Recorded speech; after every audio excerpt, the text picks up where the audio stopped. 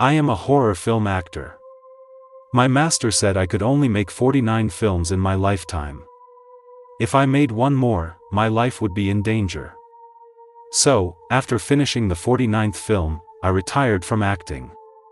But I didn't expect that 5 years later, my only son would become seriously ill. His treatment drained all my savings. Just when we finally found a matching organ, I was completely broke. That's when a stranger, a producer, found me and invited me to make a comeback for a new film. He offered an enticing condition: sign the contract, and he'd immediately transfer $1 million. I decided then and there to trade my life for my son's. The producer's name was Gavin. He said frankly that he wanted to cash in big by using my breaking the taboo to film the 50th movie as a gimmick. He even said, quite cruelly, "If something really happens to you on set, this film will have even more selling points. Don't worry, I won't keep a single penny of the future profits, they'll all go to your family." Before he found me, I had already borrowed from everyone I knew. People avoided me when they saw me. The hospital called, saying the donor patient was in a coma and would likely pass away in the next few days. They told me to prepare the money quickly for my son's transplant. As long as it could save my son, Tommy, I wouldn't hesitate to give up my own organs. Without much hesitation, I signed the contract. The payment arrived instantly. Looking at the dazzling zeros in my account balance, I felt a hidden unease. This was probably the money for my life. In my line of work, it seems like all you need to do is put on makeup and act according to the script. In reality, the props used in the play, the spells cast, and the rules touched upon are all testing the boundaries between the yin and yang realms. Even a slight mistake can offend ghosts and gods. Before filming a new movie, a strict ceremony of paying respects to the 4 directions is held. This means greeting all directions and praying for the protection of the spirits to ensure smooth filming. In my nearly 20 years in the industry, I've encountered many strange things that cannot be explained by common sense. Fortunately, I was born with a special constitution and always managed to turn bad luck into good. Before joining the crew this time, I went to see the master who introduced me to this line of work. Back then, he saw at a glance that my horoscope was unusually strong, making me suitable for horror films. But he said I could only film 49 movies. If I filmed one more, my life would be in danger. Hearing that I was going to shoot my 50th film, the master was silent for a long time. But he didn't object, as if he had long expected this day. He just took a box from the depths of his wardrobe and handed it to me. "Take this, it can save you from a disaster." Once, a film was shot in a deep mountain. That place was already eerie, often with supernatural legends about hauntings. The director insisted on using documented occult techniques to ensure the film's sense of immersion. This included methods of summoning spirits, which are very likely to attract unwanted spirits. To avoid problems, the master specifically went to get a peachwood charm. It was personally carved by a Taoist priest who had cultivated on the mountain for decades, and after carving, it was soaked in charm water for 7 days to ward off evil spirits and avoid disasters. Every time we filmed, the master kept that charm close to him. Finally, the filming ended safely. From then on, the master also retired from acting and stopped taking roles. He said this film was dangerous and he felt that if he filmed again, his life would be in danger. This charm was the master's life-saving divine charm and was of great significance to him. He had always carefully preserved it, and someone once offered a high price to buy it, but he refused to sell it. Now, he was giving it to me. Under normal circumstances, I would definitely be too embarrassed to accept it. Now that I was in such a predicament, I could only shamelessly accept it. The master also gave me a red string and told me to tie it around my waist and not take it off easily. After saying goodbye to the master and visiting my wife and son in the hospital, I joined the crew. I knew this trip was dangerous, but I didn't expect the beginning to be so unfavorable. During the worship ceremony, the incense in my hand wouldn't light no matter what. After finally lighting it, it went out after only one bow. This was really not a good sign. It meant there were karmic obstacles blocking the way. I couldn't help but panic, and a layer of sweat seeped into my palms, making the incense even harder to light. The surrounding staff members, either awkward, excited, or fearful, whispered about the inauspicious legend surrounding me. Is David really going to have an accident on set? This is the first time I've seen incense that won't light. It means that even God doesn't want to protect him. Before, I thought it was all nonsense, but now it seems there's some truth to it. The murmuring voices made me even more irritable. At this moment, a thin young man with dark circles under his eyes squeezed out from the crowd and came up to me to comfort me. David, it rained yesterday, and the material truck leaked, so this batch of incense might be a little damp. Use this to light it. Saying that, he handed me a strangely shaped lighter. It was truly miraculous. The incense lit up immediately. It didn't go out again until the ceremony was successfully completed. Afterward, I specifically sought him out to thank him. He introduced himself as Bob. David, I grew up watching your movies, but after I entered the industry, you retired. I never expected to have the chance to work with you. I'm so happy.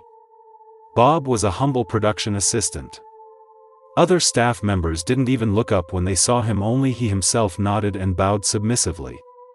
I couldn't help but feel a little sorry for him, as if I saw myself when I first started in the industry. Being ignored and ordered around was commonplace. With that strange legend attached to me, plus the bizarre situation of the incense not lighting, most of the crew members kept their distance from me and didn't talk to me unless necessary. It was as if they were afraid of getting bad luck. Only Bob didn't avoid me and called me brother all the time. Therefore, I asked him to do things for me, and during breaks, would also talk to him and share some experience and insights. The first 3 days of filming went smoothly, and nothing happened. On the 4th day, we had to shoot a scene underwater, which required holding my breath for a long time. I couldn't help but worry, and before filming, I bowed repeatedly in my room and tightly wrapped the peachwood charm my master gave me. Before entering the water, a group of people surrounded me to put on the wires. Bob stood on the outer circle, looking at me encouragingly, and mouthed, "Go for it, David." I smiled back at him, and the prop master in front of me turned his head following my gaze, then frowned and turned back, glancing at me suspiciously. "All right, David, if something happens, just raise your hand, and we'll pull you up." I nodded, took a deep breath, and went into the water. I tried hard to keep my eyes open and perform the scene of grappling with a water ghost. In my earpiece, the director instructed, "David, can you make your leg movements bigger? Kick hard, imagine your ankle being grabbed by a water ghost, and you can't break free." As soon as he finished speaking, I really felt my ankle being gripped and pulled down. With difficulty, I glanced down and saw a familiar figure pulling at me from below. Presumably, the director arranged for him to cooperate to make it look more realistic. He was pulling very hard, and I had to hold my breath and resist, kicking my legs with all my strength. The director was very satisfied this time and praised me in the earpiece. "Good, very good, hold on a little longer." But after a few kicks, I felt something was wrong. Was he being overly dedicated? Why was he using so much force, as if he really wanted to drag me to the bottom of the water? Moving underwater already consumes a lot of energy, and after a while, I felt exhausted and couldn't move. I quickly raised my hand to signal to go up. "Okay. Cut. Great, one take." A force on my back was pulling me up, but the force on my feet was still working. I couldn't hold on and lost my breath, instantly choking on a large amount of water, and my consciousness gradually blurred. In the gurgling bubbles, I heard panicked voices from the earpiece and the surface of the water. I struggled to bend my body, trying to reach my ankle with my wrist. Because I was wearing a wire harness today, I had tied the peachwood charm to my wrist. The resistance in the water was incredibly strong, and no matter how hard I tried, I was always a little short of reaching my ankle. The expression of the person underwater also became increasingly ferocious, pulling me harder. I really couldn't exert any more strength, so I gave up resisting and let myself sink continuously. "Dad!" Suddenly, I heard Tommy's voice in my ear. My eyelids, which had already closed, suddenly snapped open. A surge of power flowed into my body, and with a burst of energy, the peachwood charm on my wrist finally touched my ankle, and that strange force immediately disappeared. The person pulling me was gone. I was pulled out of the water by the cable. After coughing up a lot of water with effort, I could finally breathe normally. I stumbled to my feet in a rage, glaring at the nervous crew members around me, and weakly demanded, "Where's that Bob? Tell him to come here." In the water, for a second, I saw that he was responsible for pulling me. Why was he so reckless? What if something had happened? Coco, the assistant who was wiping me dry, froze, and the towel dropped to the ground. He jumped back half a meter as if he had seen a ghost. "David, what are you talking about? Bob died 3 days before filming started. Today was just his head 7, the 7th day after his death. He had fallen into the water and drowned while scouting the location. The 7th day after a person's death is when their soul is most unstable, but it is also the easiest time for them to possess a living person. Could it be that he was trying to borrow a body to return to life?" Thinking of this, I broke out in a cold sweat. I didn't dare to think about what would have happened if I hadn't overcome that force just now. After work, I called my master and told him about it. He pondered for a moment and asked, "What did the lighter he gave you look like?" I recalled and described. It was slender, the flame outlet looked like an animal's claw, like a cat or dog, and the whole body was black. The flame that came out was also very strange, it was green. The master sighed and said, "That's it, it's a soul-snatching fire seed. It's made from a black cat's forearm mixed with bone ash, and what comes out is ghost fire. Whoever uses it, their soul will be sucked away by the owner of the bone ash inside. After 7 days of sucking, they can borrow a corpse to return to life. If you hadn't defeated him underwater, the one pulled ashore would not have been you, but him." Because of the special genre of the film, there was always a sacrifice altar on set, and anyone who encountered something unfavorable or strange would go and worship. The items used in the opening ceremony were all moved there. After hanging up the phone, I specifically went to take a look. The cleaning lady was wiping the altar surface, and when she saw me coming over, she pointed to the 3 incense sticks on the far side. "David, these 3 incense sticks are amazing, they haven't gone out for many days." I took one of the incense sticks from the incense burner and looked at the bottom. There were clear fingerprint-like marks. It was clearly the 3 sticks I had used, leaving marks because I had held them in my hand for too long. I brought the incense close to the peachwood charm, and suddenly, they seemed to have been soaked in water and went out abruptly. The opening ceremony started at noon, 12 o'clock, and it was now 9 o'clock in the morning. Perhaps it was a matter of a few hours, not a full 7 days, and I narrowly escaped a disaster. But the master said that a truly dead person could not do these things. There was still a living person helping him. While I was deep in thought, a few young production assistants nearby let out exclamations. The crew was trending on social media. The scene of me struggling in the water was clearly recorded by the camera. Someone edited it into a short video and posted it online. This wasn't the first time the movie had trended. Before filming started, Gavin had posted on internet announcing that I would be making a comeback to shoot the 50th film, which had already trended once. There were even so-called feng shui masters who exploited the situation and predicted that I would die violently on the 49th day of filming. He had previously predicted the life and death of several celebrities, and 1 or 2 of them were actually predicted correctly. The cost of asking him for a fortune-telling was even higher than my salary for 1 episode. The master has even come out. Is this really David's last movie? Inside scoop, David already died during the filming of this scene, and the rest was filmed by a body double, with AI replacing his face in post-production. Really? I don't believe it. I've pre-ordered. I'll see what happens then. The online discussion was varied, and rumors were rampant. This footage was clearly posted by someone within the crew. I thought of Gavin. He had already expressed his desire for something unexpected to happen to me. However, since filming began, I hadn't seen him. The public opinion couldn't be allowed to escalate like this. I took the initiative to contact him. Gavin arranged to meet me at a hotel near the set. As soon as we met, he took out his phone and showed me a string of numbers. It was very long, I couldn't even count how many digits there were.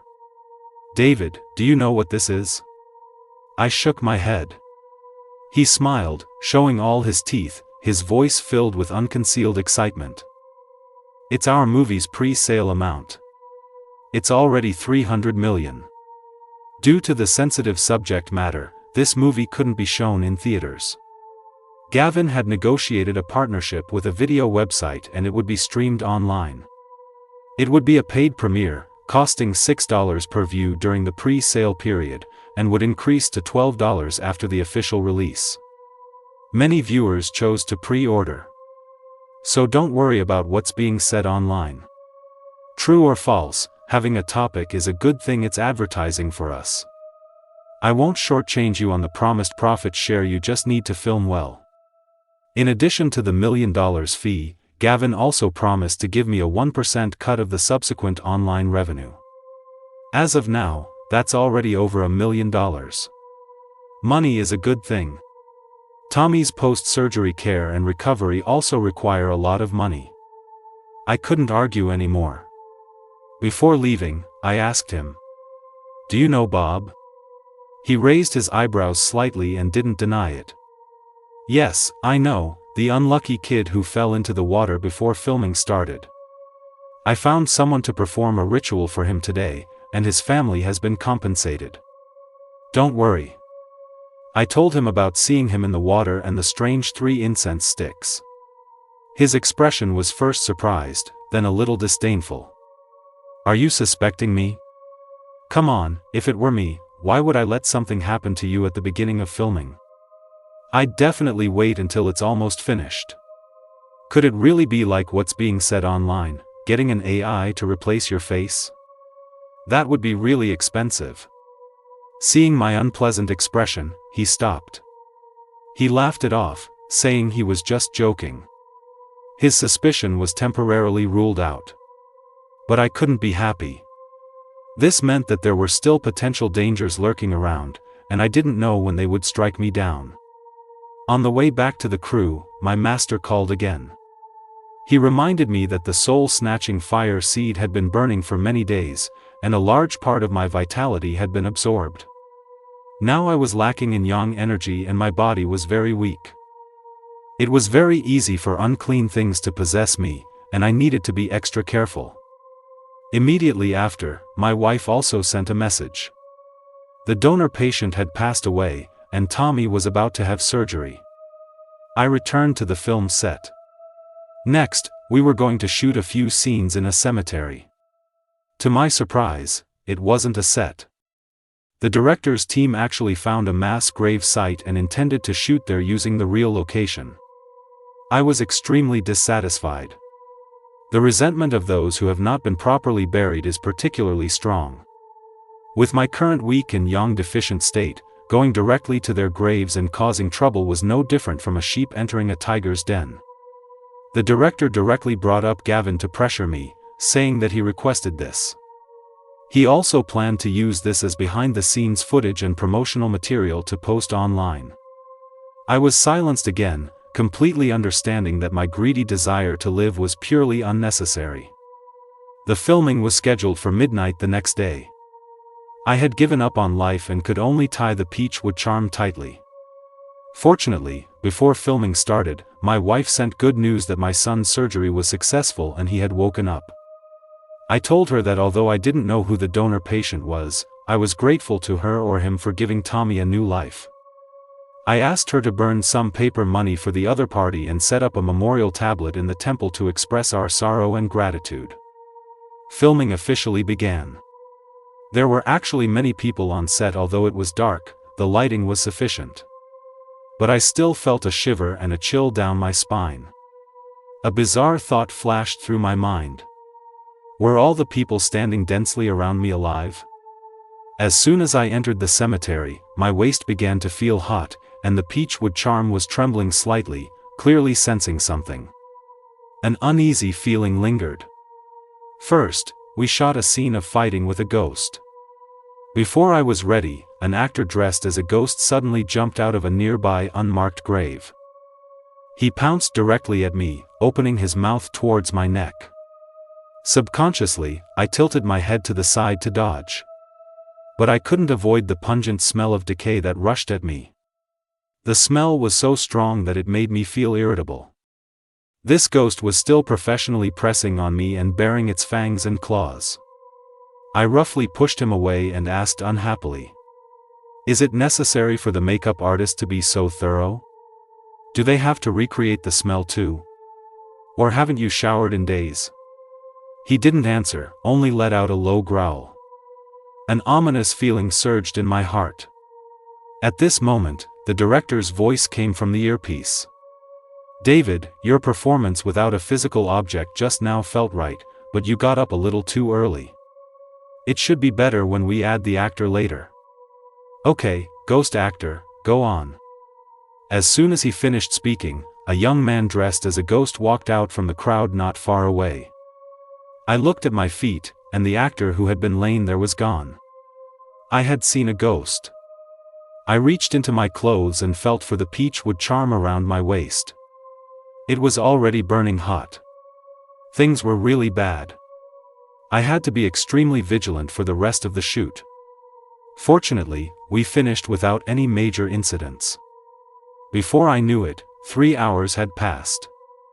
3 in the morning is when the yin energy is strongest, and all sorts of spirits roam.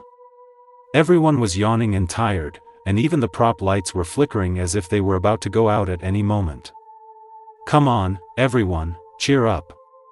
Only one more scene left, and then we can rest for 2 days." The director held up a megaphone, forcibly boosting morale. In this scene, I needed to be buried in a pile of dirt. Originally, the director had actually dug a pit and planned to have me lie in it, record the entire process of being buried, and then dig me out.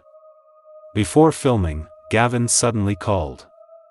He said that the online discussion had shifted, with many people criticizing the film crew for not caring about my life for the sake of sensationalism.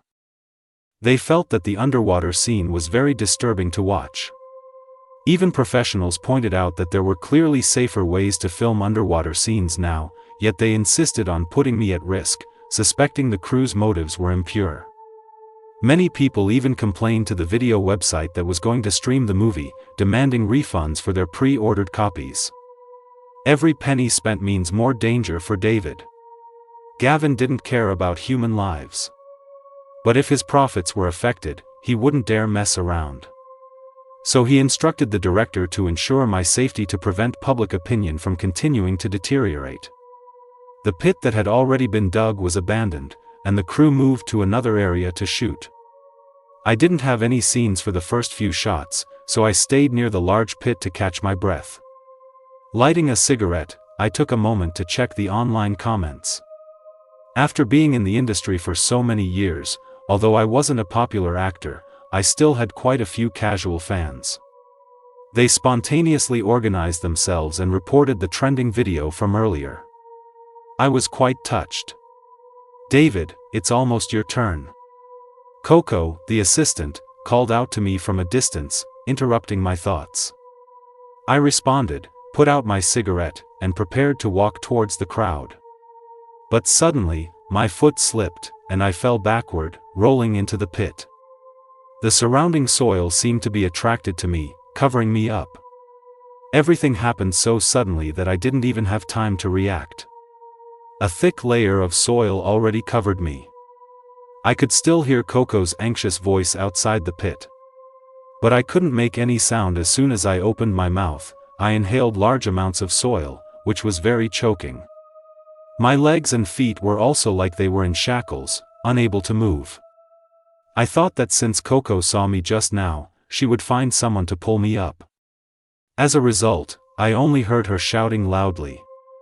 "Strange, David was just here, how did he disappear in the blink of an eye? Everyone, hurry and help me find him." Then a group of people seemed to be gathered around the edge of the pit, discussing whether I had fallen in. Someone said, "It's pitch black, can't see anything, quickly bring all the lights over to shine on it." After some rustling, everyone said, "Seeing a ghost, he's not in the pit either, how can such a big living person just disappear?" The world fell silent. The crew probably gave up looking for me and scattered. My heart was pounding, the dirt seemed to have buried me firmly, and the people above couldn't see me at all.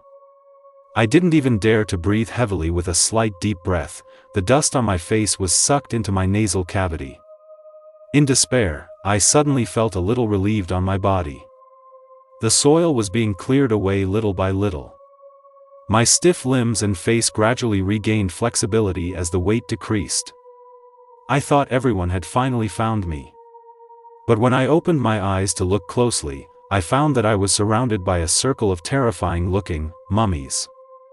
They were kneeling, with their heads resting on my body, and in a trance. It seemed as if something was emanating from my body and being absorbed by them.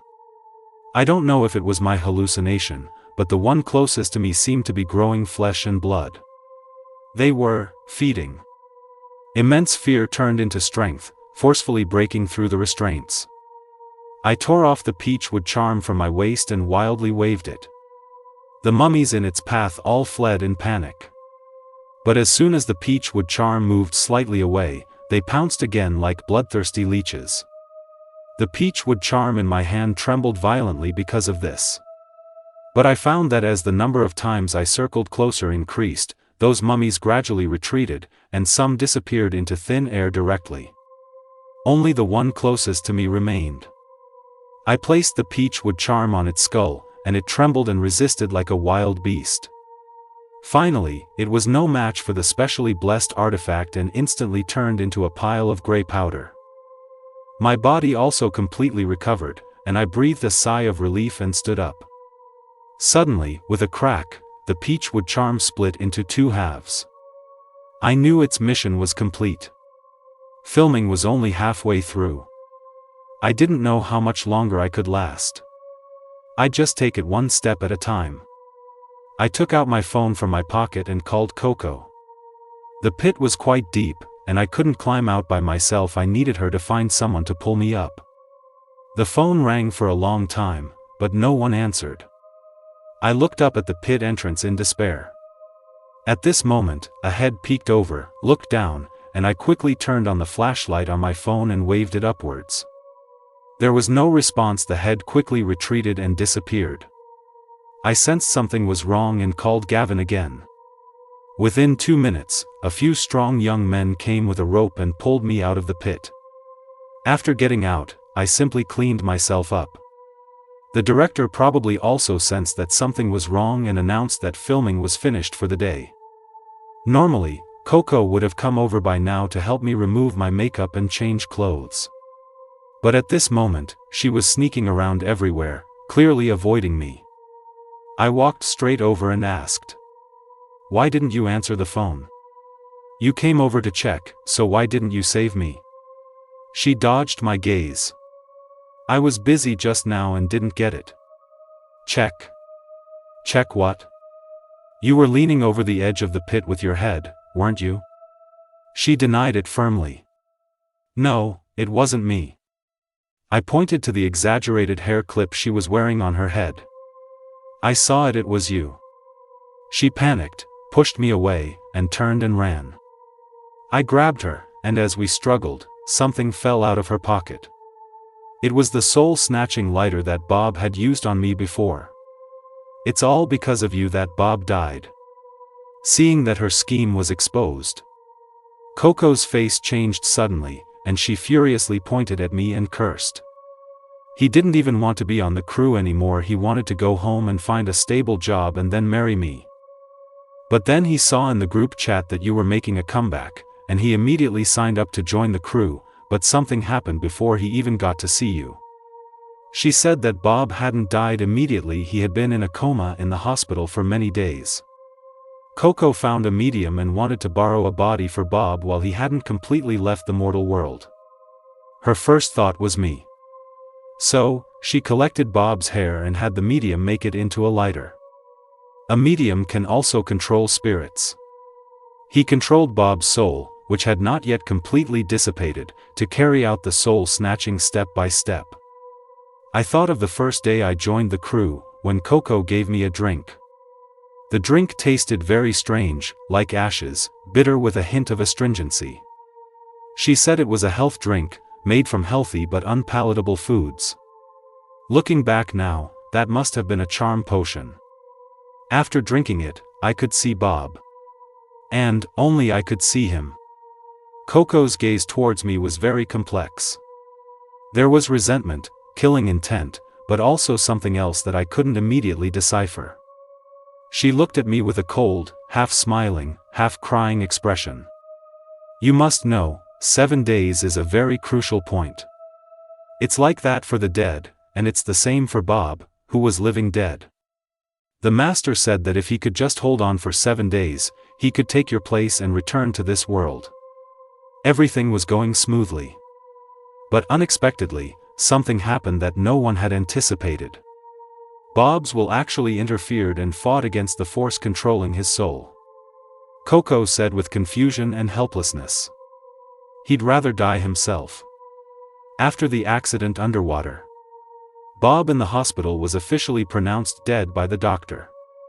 Previously, there was a question that my master and I had never figured out. He had actually told me that the Peachwood charm would be destroyed after it blocked a disaster for me. Logically, the Peachwood charm should have broken the time I almost sank to the bottom of the water. Now the truth was revealed, it wasn't the Peachwood charm that saved me. It was Bob who didn't want to harm me. As for everything that happened in the cemetery today, Coco denied that she was responsible. You should also know that you're very weak now, and any evil spirit can take advantage of you. Why would I bother doing anything else? I just need to watch quietly. After saying this, Coco looked as if she had given up. Anyway, I've confessed everything I've done. You can do whatever you want with me. The sudden twist made it hard for me to process. There was anger, there was fear, so many intense emotions that I didn't know how to vent them. I opened my mouth, wanting to speak but hesitated. Not far away, sounds of conversation suddenly came. It was already deep into the night, and everyone else had scattered as soon as they received the order to finish work. Who could still be lingering here at this hour? I glanced at Coco, signaling her to be quiet, and she wisely followed me, hiding in the darkness. After all, it was just a man and a woman alone, and if someone saw us together here, we would definitely be unable to explain ourselves. We held our breath and listened. Soon, we heard that the newcomers were the director and Gavin. The director took a drag from his cigarette and said nonchalantly, "It is a bit spooky here." Today, he was buried in the mud, and they searched for several rounds but didn't see anyone there. They were talking about me. Gavin chuckled. Let me tell you, this place used to be a wartime human experimentation base. Many people were tortured to death here, and their resentment is sky high. The director seemed to be choked up and said unhappily, "Gavin, you're not being fair. No wonder you don't come yourself, making us stay here every day. It's dangerous, you know. Tomorrow I'll have to get some more stuff to ward off evil to carry with me." Next, what Gavin said made both Coco and my eyes widen in the darkness at the same time. He said, "You've heard, right? People with type A blood are particularly attractive to mosquitoes. Now, you guys are type B, O, and AB, and he's the only one with type A blood. All the demons and ghosts around are like mosquitoes, only biting him." The director asked why. Gavin's voice drifted over, incredibly sinister. "He's been having his soul sucked for almost 7 days. Even the weakest ghost can possess him. If it weren't for that peachwood charm he's carrying, he would have lost his life long ago. The director snorted. So that's why you killed Bob? Gavin laughed loudly. Sometimes, I even admire my own brain. It was purely a flash of inspiration. When I saw him struggling in the water, this idea just popped into my head. As soon as he said this, Coco next to me trembled like a sieve. But she still had some sense left. She took out her phone, typed a line of text, and handed it to me. That master was recommended to me by Gavin. So, Bob didn't have to die. When he fell into the water, Gavin was right there. But he chose not to save him, and even used him to frame me. Gavin orchestrated all of this. After they finished talking, they said goodbye to each other and left. Coco and I stood in the darkness, not far from the mass grave where the chaos had just occurred. But those unknown presences were not as terrifying as the two people who had been chatting there just now. After confirming that there was no one else around, Coco knelt down towards me. David, I'm sorry. I was too foolish. I was used and almost killed you. I shook my head.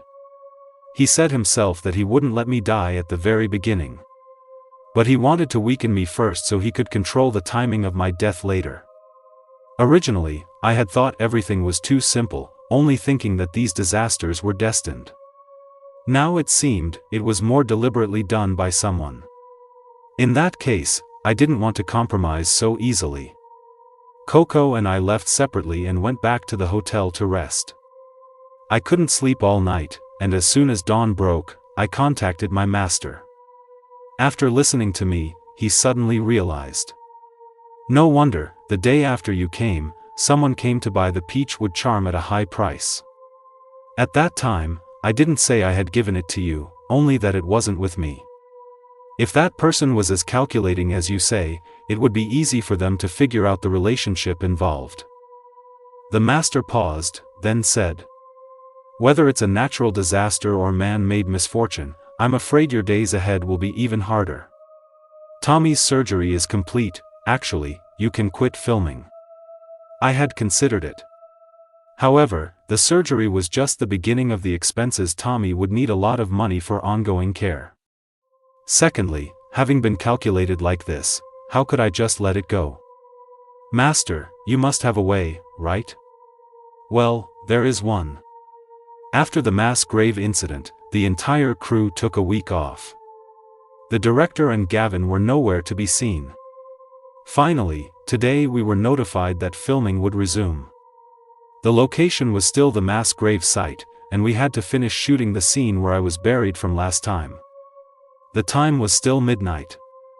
The strange occurrences from last time were still being posted online by the publicity staff. This time, it looked like I accidentally fell into the pit myself, and no one blamed the crew anymore. The unexplainable phenomena once again stirred up public opinion. The pre-sale performance on the video website reached a new high again. On the afternoon of the filming day, the director finally appeared. He was smiling so wide his mouth couldn't close. He would also get a share of the sales profits, no less than mine, so it was inevitable he'd be grinning from ear to ear. He had a habit of finding a puddle to sit by before filming, with a fishing rod next to him, and he didn't allow anyone to disturb him. When no one was around, I quietly approached. He had propped his fishing rod on the bank and was leaning back in a lounge chair with his eyes closed. I don't know if he was asleep. He didn't even notice me walk up behind him. I pulled the fishing line and wrapped it around his neck. He finally woke up, and seeing it was me, he tried his best to act calm and said in a relaxed tone. Hey, David, I thought it was someone else, you scared me to death. I wasn't in the mood to joke around with him and tightened my grip on the line. How much do you know about Gavin's scheme? Tell me everything. Anyway, this movie has already been advertised with so many strange things happening. Having the director die suddenly would also be reasonable, right? Then Gavin can package it up again, and it'll become promotional material. He wasn't stupid and immediately understood that I had overheard their conversation at the mass grave that night. he said meekly. I only know that the fortune teller online was also hired by him. He planned for something to happen to you on the 49th day of filming. To make that prediction come true and directly push public opinion to a climax. Today was the 42nd day of filming.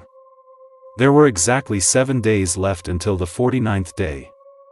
I gave the director a task. On the 49th day, find a way to get Gavin to the filming location, no matter what. In the following days, everything was indeed peaceful. Perhaps knowing that I no longer had the Peachwood charm protecting me, the entire crew was deliberately protecting me. The 49th day arrived quickly. This was also the most important part of the entire movie to be filmed, the climax where the protagonist delivers a decisive blow. In other words, if something happened to me immediately after finishing this segment, it wouldn't affect the overall progress of the film too much. It could even make this movie my posthumous work, prompting everyone to buy it. As soon as I arrived on set, Gavin was already waiting there. When he saw me, he gave a fake smile. David, this is the most crucial scene. You've worked hard. I also mimicked his greasy behavior, flicked out a cigarette, and offered it to him. Hard work? We're just chasing the money. After saying that, I lit it and brought it close to him. He glanced at the lighter out of the corner of his eye, frowned slightly, and put the cigarette that had already reached his mouth away. He then took out his own lighter. How could I let you light my cigarette? Come on, I'll serve you. I didn't refuse, shielding the flame with one hand and moving closer to his fire. Only then did he confidently put the cigarette back in his mouth and light it with his own lighter. He was being too clever for his own good. Why would I copy him and use a problematic lighter on him? The trick was in the cigarette. By now, he had inhaled most of it. Filming officially began, and with just one glance, I could tell that the props in front of me were far from ordinary. Every single one of them was a consecrated ritual object. However, whether their effect was good or bad was unknown. There were unusually many cameras today. I heard that only a few were for the main film, and the rest were for recording behind-the-scenes footage. Gavin stood far away, his face full of smugness. According to the script, I held an evil dispelling bell in my hand and swayed it in the cold wind. The actors playing ghosts, who were originally ferocious, showed fear and painful expressions upon hearing the bell. However, I had already realized that the object in my hand was not for dispelling evil at all, but for attracting ghosts. Just as I finished ringing it 7 times, something went wrong on set. But it wasn't happening to me. Gavin, who was watching the scene, suddenly screamed and flailed around wildly, as if trying to swat something away. Everyone's attention was drawn to him, and the cameras filming the behind-the-scenes footage professionally turned their lenses and started filming Gavin. We couldn't see anything unusual at all. But Gavin kept yelling about seeing ghosts. Everyone whispered among themselves. Gavin sees ghosts. How strange. It wasn't until he fumbled around and pulled out a piece of Mount Tai stone from his chest that the panic on his face gradually subsided. He pretended to be calm. My name is Gavin, so maybe the ghosts felt a kinship and came to play with me. You guys keep filming, I'm going to lie down in the car for a bit. After saying that, he turned and went into the minivan parked nearby. This way, no matter what happened inside, it probably wouldn't be discovered immediately. Filming continued. The protagonist encountered the most difficult scene, with countless ghosts tearing at him, almost ripping him apart. Following the director's instructions, I played the part of being knocked to the ground. Several actors playing ghosts swarmed over me, tearing at me. In a trance, I saw that besides the few actors around me, several figures I had never seen before appeared. They were covered in blood, their faces pale, and their mouths revealed fangs. They looked so menacing that anyone would be terrified upon seeing them. But they didn't come towards me. Instead, they headed towards the minivan where Gavin was. I don't know if I was hallucinating, but I thought I heard his screams. After several NGs, the scene was finally filmed, and the time pointed to 12:01. Several staff members gathered around and congratulated me. "Congratulations, David, you safely made it through the filming on the 49th day. You've debunked the online rumors." I was also very happy. Yeah, I was so nervous myself. "Come on, Gavin, I'll treat you guys to a meal." Hearing there was good food, a few young people excitedly ran towards the minivan. They pulled open the car door, and several people stumbled backward at once, turning back with terrified expressions on their faces. Gavin was dead in the car. His face was covered in bloody scratches, as if made by extremely long and sharp nails. His limbs were also scattered in various corners, looking like he had suffered the ancient torture of being torn apart by 5 horses. A quick-thinking cameraman immediately grabbed his camera and rushed over, muttering to himself, "I didn't expect an accident to actually happen. The box office is going to explode now." In the early morning, David's new movie producer dies on set trended on social media. Gavin's horrific death was censored and spread everywhere, yet he didn't even have a name. The movie's pre-sale performance soared again, and the website crashed multiple times due to the excessive number of visitors. "We made a killing. That cigarette was made for me by my master through someone he knew. After Gavin smoked it, he would lose all his young energy and become even weaker than me. He arranged for all the props to be swapped. Everything that was supposed to ward off evil spirits was replaced with items that would attract ghosts and evil. However, all the unclean things that were summoned went towards him. At that moment, he was the only type A blood on set. I was told to prepare the money for my child's transplant as soon as possible. But if there was someone to take the hit for me, I could escape this disaster. Gavin's malicious intentions, in a way, helped me. He became my scapegoat. The movie was released as scheduled, and I received tens of millions in profit sharing. Tommy grew stronger with the money, although he still couldn't play like a normal child. But the doctor said that with good care, his lifespan could basically be the same as a normal person's. On the day of the celebration banquet, Coco found me, looking as if she was there to apologize. She asked me what I was going to do with her. I shook my head. "Bob paid you back." She looked thoughtful, probably thinking about the accident underwater. Her eyes became red, she bowed slightly to me, and left without waiting for the meal. Since then, I have never seen Coco again. Naturally, she didn't know that I wasn't referring to that incident. Instead, Tommy's transplanted organ was donated by Bob. Of course, she would never know the truth.